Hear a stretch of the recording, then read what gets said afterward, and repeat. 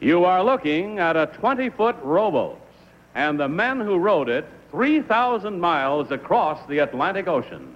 Their faces have been obscured because one of them is our first guest on To Tell the Truth. What is your name, please? My name is John Ridgeway. My name is John Ridgeway. My name is John Ridgeway. Only one of these gentlemen is the real John Ridgeway. The other two are imposters, and will try to fool this panel. Tom Poston, Peggy Cass, Barry Nelson, and Kitty Carlisle on To Tell the Truth. And now here's our host on To Tell the Truth, Bud Collier.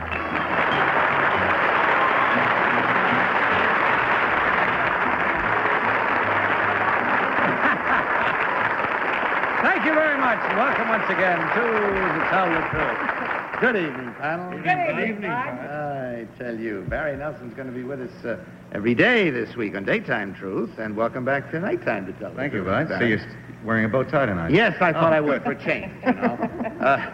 Kitty, when are you doing Fledermaus again with the Metropolitan Opera Company? On the 28th of January. Boy, we have our own built-in diva here, don't we, huh? Okay, open up your envelope, if you will, panel, and follow along as I read. I, John Ridgeway, along with my partner, Che Blythe, climbed into an open boat on Cape Cod, Massachusetts last spring and headed out to sea. 92 days later, we reached the British Isles and became the first men since 1896 to row 3,000 miles across the Atlantic Ocean. Wow. Our boat was a 20-foot dory called English Rose III. It had no sails. Its power was supplied by our own muscles. Our equipment included 4 radios, a compass, dehydrated food, and about a half a ton of water. The experienced seafaring men of Cape Cod sent us off with some excellent advice and 2 lines of a Breton fisherman's prayer, which they had engraved on a brass plaque and fastened on the bulkhead. It read, "O God, thy sea is so great, and my boat is so small." Signed, John Ridgeway.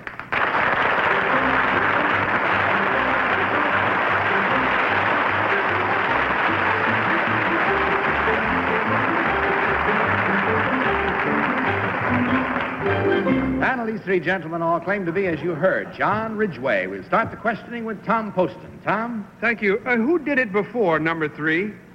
Who did it before? Who Yes. did the rowing before? Well, it says 1896. Why were they the last ones, and who did it before? I think 2 people did it in 1896. I think they were Americans. Thank you. Number 2, do you know what a combing is? What are they talking about when they're talking about the combing of a boat, especially a rowboat or dory?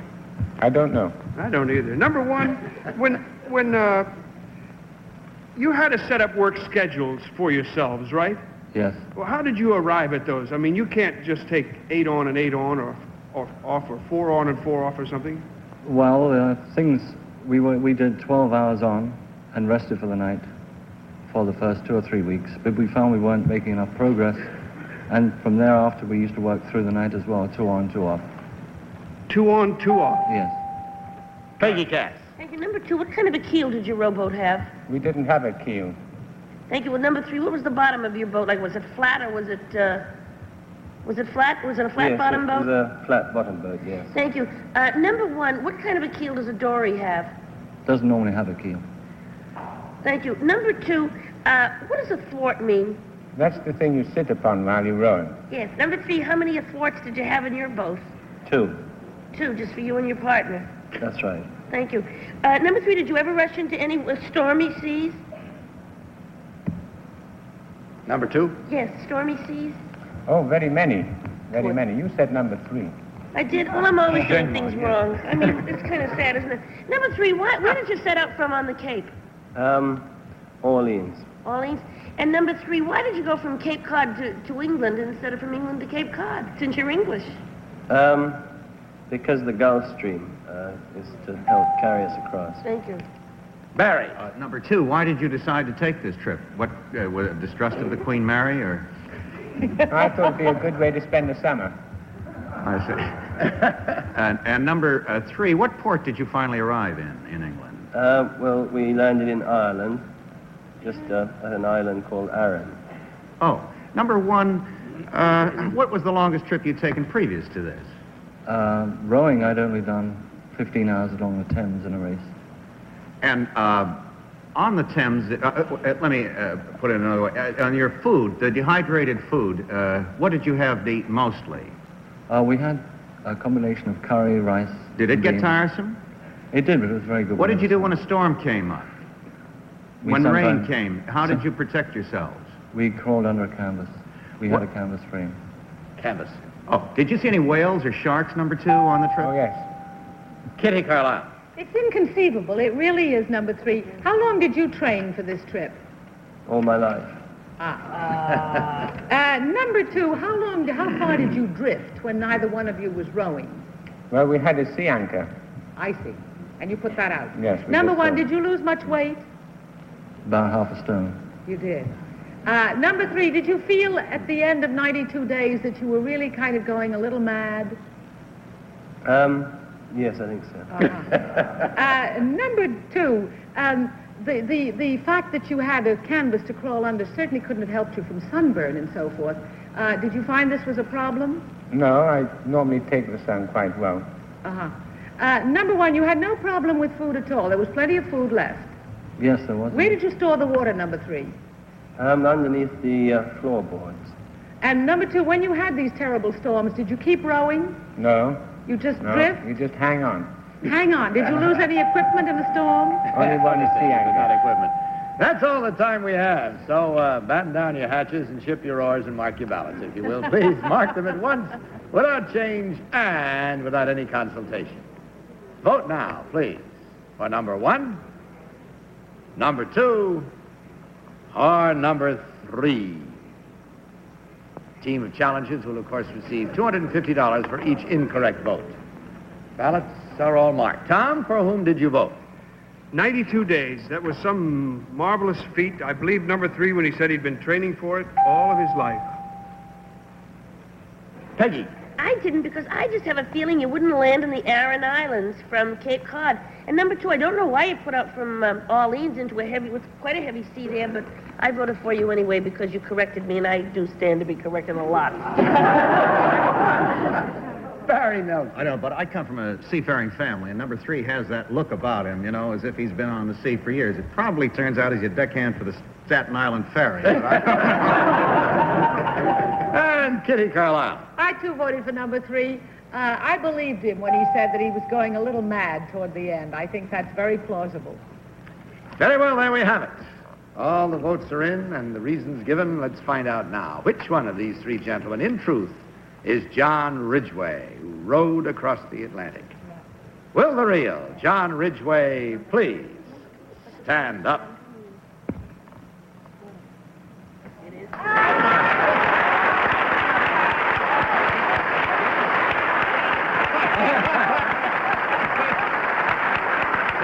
Thank you very much. Boy, that's quite a feat.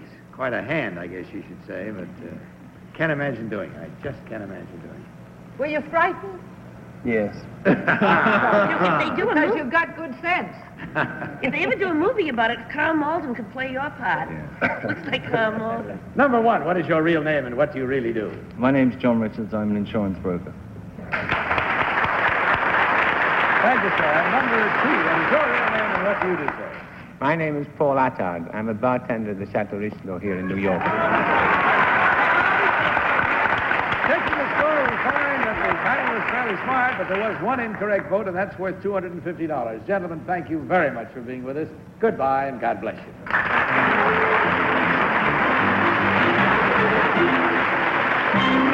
We'll meet our next team of challengers in just a minute, right after this message.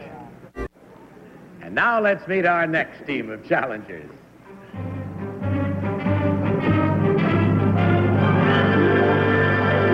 What is your name, please? My name is Susie Murphy. My name is Susie Murphy. My name is Susie Murphy. Follow along with this story, if you will, please, panel. I, Susie Murphy, am an aspiring actress. In order to attract the public eye, I have resorted to some rather unusual methods of earning a living. First, I worked as a newsboy. I hawked my papers from table to table in an East Side supper club where theatrical people gather. Next, I switched to the west side of town, where I acted as doorman, hailing cabs and opening doors for a restaurant catering to show folk. I gave up that job, and last Thanksgiving, I started selling hot roasted chestnuts in Schubert Alley, the heart of Manhattan's theater district. I have high hopes for my latest venture. Every time I sell chestnuts to somebody who looks like a Broadway producer, I put a copy of my off-Broadway reviews in the bag with the nuts. Signed, Susie Murphy.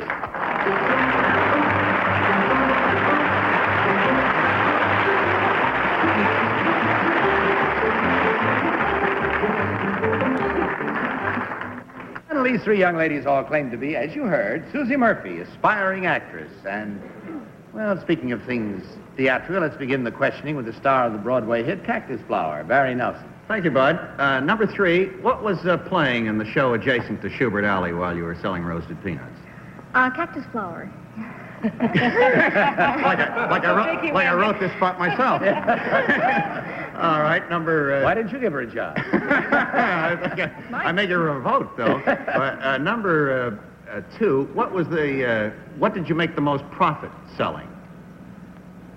Peanuts, papers... I never did sell peanuts. I sold chestnuts. Oh, I see. There is a difference. A subtle distinction, and you will pardon me. But number 1, did you wear that outfit? Yes. Mm-hmm. Kitty. It's fascinating. Number 2, you sold chestnuts. How much are chestnuts a bag? 25 cents for a bag of 8. And number 3, do you have to have a license to have the kind of a cart and so forth that you had up on the stage there? Yes, I'm afraid I do. And number 2, how much does the license cost and who licenses you? $5 from the markets department. From the markets department. Number 1, how much did your papers cost? I bought them retail at newsstands. And people gave you more money than you bought them Yes. for. Number 3, did it work? It's terribly ingenious. Well, it's been fun.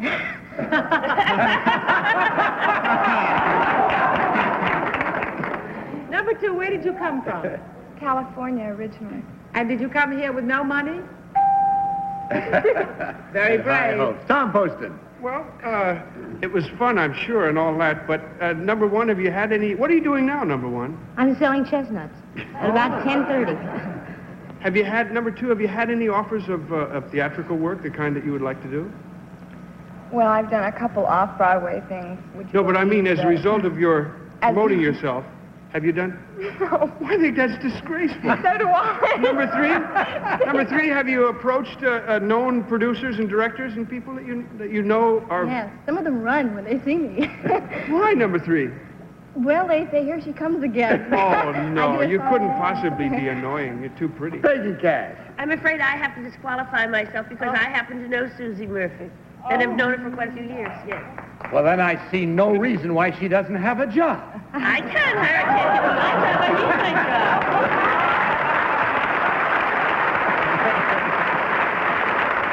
All right, that'll count as an incorrect vote then. Yes, Can I have Peggy's questioning time? I love talking to her. No, I'm sorry. I'm afraid you can't.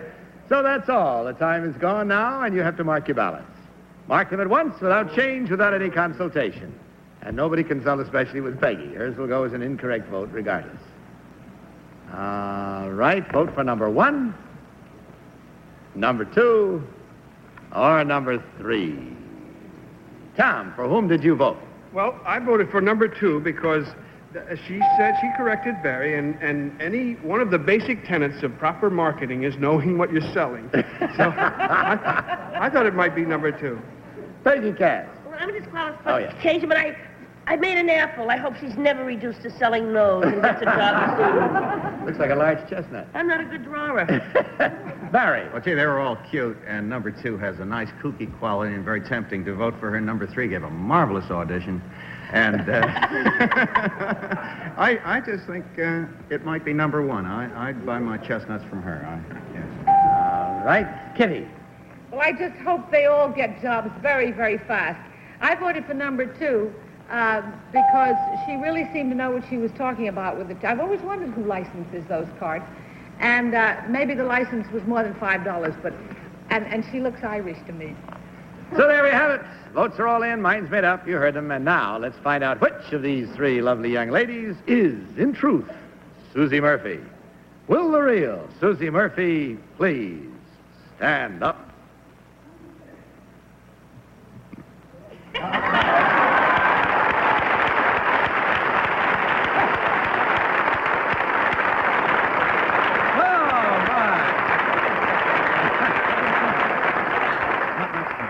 Which one did you know? The real one? Oh, I know the real one. I know her from P.J. Clarkson, from Elaine. She sells newspapers in bars. And did you know she was an aspiring actress? Oh, yes, I did indeed. And I don't see why somebody doesn't give her a job. She's adorable. Did you do anything for her? Did you make any contacts for her? I told you I'm looking at my own job. Yes, Tom. What does Susie do with those burned chestnuts? Does she really save them and swallow that loss, or does she push them off on the customer? I don't know. What do you do with the burnt chestnuts? It's not as good with the newspapers. You know, you can always wrap the garbage in the leftover newspapers and stuff. But the chestnuts, they pile up at you home. just roll them out. That's the loss. You could make stuffing.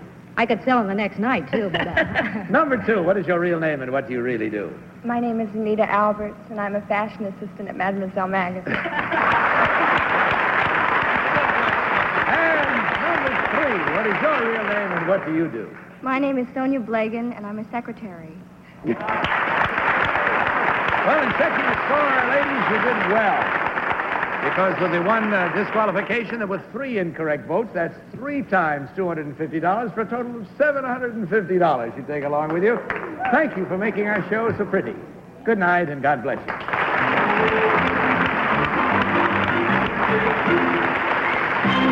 We'll be back with our next team and play another game in a minute, but now, listen to this. And now let's meet our third team of challengers.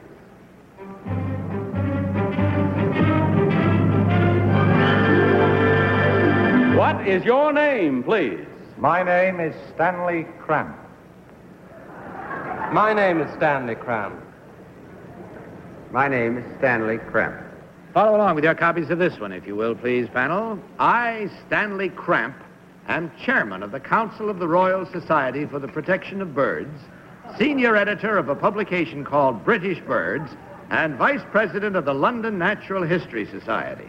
Recently, I completed a study of the birds that nest in the gardens that surround the London residence of Her Majesty Queen Elizabeth II. Armed with a pair of binoculars and a notebook, I spent 3 years counting and classifying the songbirds and the waterbirds that live in the royal gardens. Because I have been granted royal permission to visit the Queen's gardens for bird study, I have come to be known as the Buckingham Palace birdwatcher. Signed, Stanley Cramp. Very well, these 3 gentlemen all claim to be Stanley Cramp. We'll start with Peggy Cass. Peggy? Thank you, Mr. Cramp II. Could you tell me, do nightingales sing only at night? Yes. Number 3, do thrushes sing in the night of the day? Daytime. Thank you. Now, number 1, they says you're the Buckingham Palace birdwatcher. Do you have any swans? Occasionally. Thank you. What's a lady swan called, number 1? Swan is a mute swan in England. A mute swan? Yeah. What is it called? She meant a lady swan. Oh, what is a lady swan? I thought you said what the call was. They, no special name, just a female swan. Well, thank you. Number 2, how many birds have you clocked? A variety is 21 to 22. Thank you. And number 3, what's the most exotic bird found around Buckingham Palace? A miniskirt Maud. Most colorful would be the woodpecker, I would say. Oh, well, don't you have anything fancier than that? Barry Nelson. Number 2, why does a woodpecker peck wood?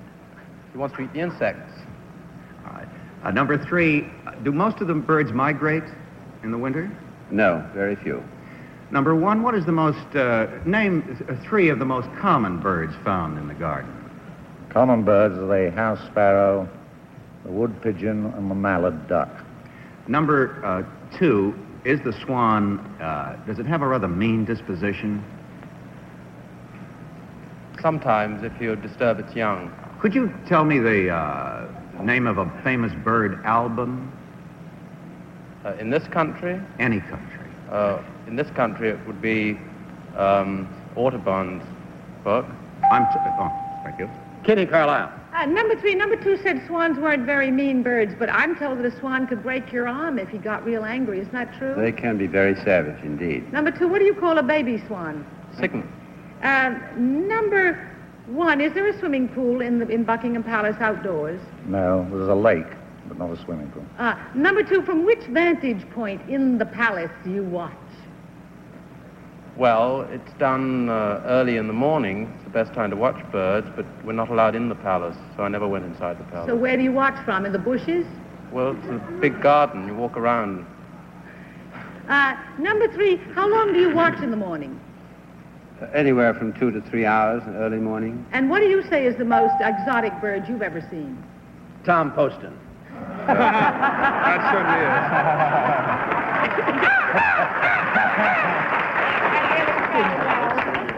Number 3, do you know where Audubon was from? I think he was from the British Virgin Islands. Is that so? Number 2, do you know where he lived when he did his work, most of his work? As far as I know, in this country. Do you know where? In New York City, I believe.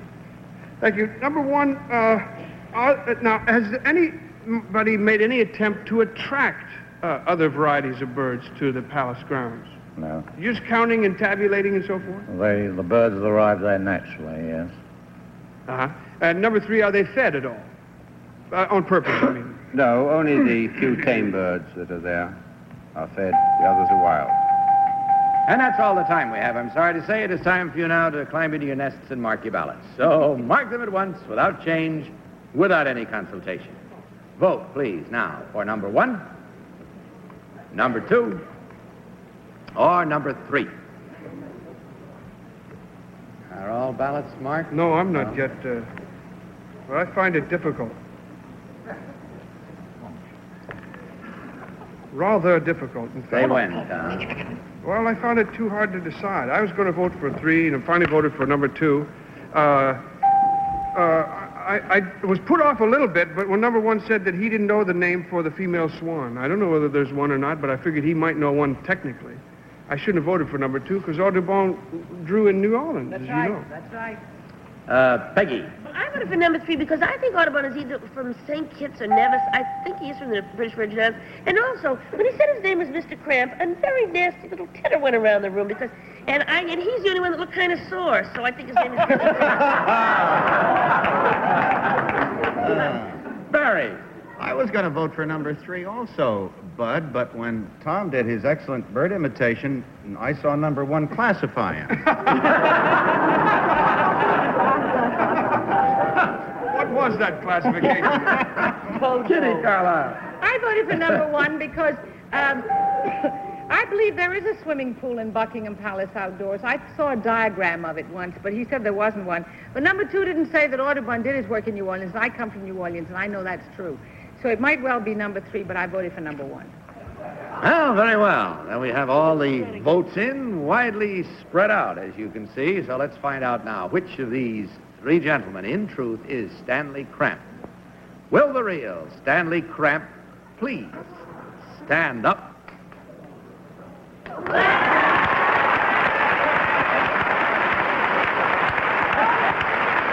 you, sir. Thank you very much. Aren't lady swans called hens? And what are the males called? Cobs, aren't they? Cobs for the male, yeah. And Swanee. I got to know. No special name for I don't know one. Number 2, what is your real name and what do you really do? My name's Paul Rader Kanarki, and I'm a stockbroker with Merrill Lynch, Pierce, Fenner & Smith. Thank you. And number 3, what is your real name and what do you do? My name is Bill Plummer, and I'm with the Royal Worcester Porcelain Company. Thank you. Taking the score, we find you do a 50-50 job of fooling, and that's good with this panel, believe me. That means there were 2 incorrect votes at $250 each for a grand total of $500. And thank you for joining us, gentlemen. Good night, and God bless you.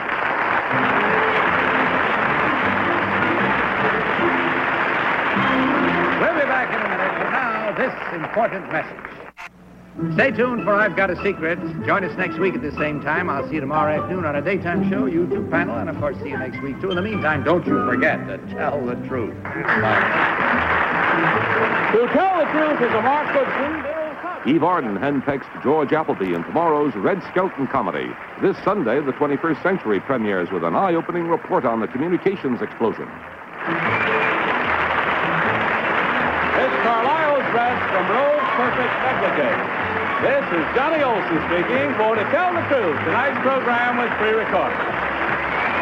The photograph of English Rose III was used through the courtesy of the Saturday Evening Post.